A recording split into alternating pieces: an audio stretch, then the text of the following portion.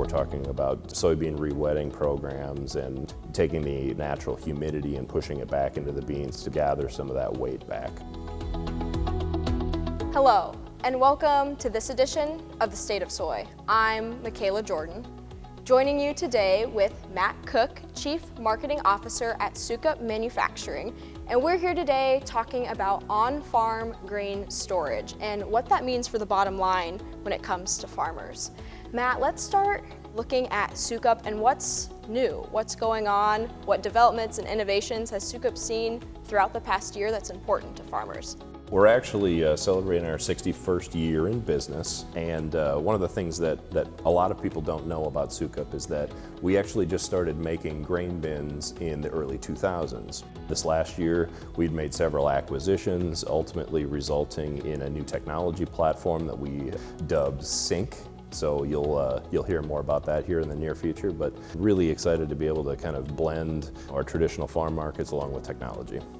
As technology grows and the farm market changes, farmers are constantly looking for new things to improve their bottom line. What trends have you seen with the on-farm grain storage? Sure, so one of the nice things about kind of the on-farm storage aspects of things is it allows you to really kind of control your destiny and take advantage of markets when they're suitable to you, as opposed to kind of a forced sell right after harvest. Typically in the May, June, July timeframes, you're going to see the largest premiums associated with soybeans and corn here. And so as the markets kind of move, you're not going to be able to take advantage of those with your actual crop to be able to get both the premiums and the basis. Ideally, we're all trying to be able to harvest things at that 13% level, you know, for storage and of course kind of optimum crop quality for soybeans. We did not have the rain like you would expect to be able to have here, which makes it difficult, and that's where the technology piece of it comes in handy, where we're talking about soybean re-wetting programs and taking advantage of taking the natural humidity and pushing it back into the beans to be able to gather some of that weight back. You'll hear more about it in the future here, but our Sync offering will eventually incorporate an entire algorithm associated with exactly this to be able to take advantage of your outside humidity, pushing that back through the grain, reconditioning those beans, picking up a little bit more of that weight, but also doing it safely.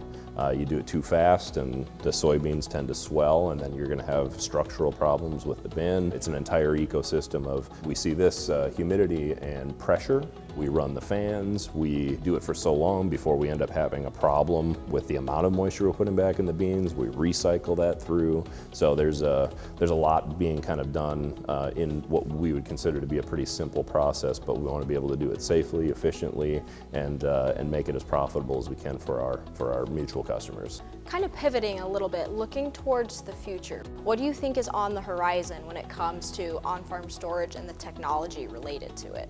All of this is it's kind of aimed at two things. It's quality of life and efficiency. There's some pretty simple math on when you're taking beans out of the field to what that's going to end up, you know, being when it goes to market. You know, 5 points above or and fortunately this year 5 points below, you know, results in 50, 60, 70 cent, you know, prices. This fall it was somewhere around the 10.50 mark is where we were selling beans. 50,000 bushels, you know, at 50 cents or 60 cents. That's a sizable type of loss there. It is important that we're trying to do it timely and we're able to take advantage of things as they come through.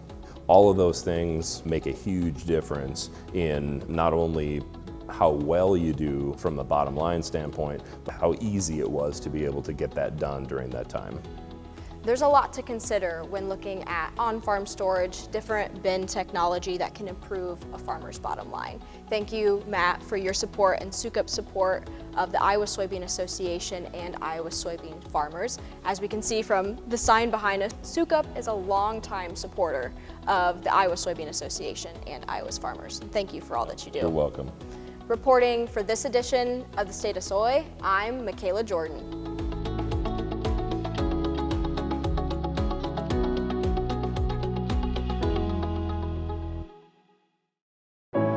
Do you remember when you first believed that anything was possible? Do you remember when you had doubt, obstacles you couldn't overcome? push through the pain and refuse to quit.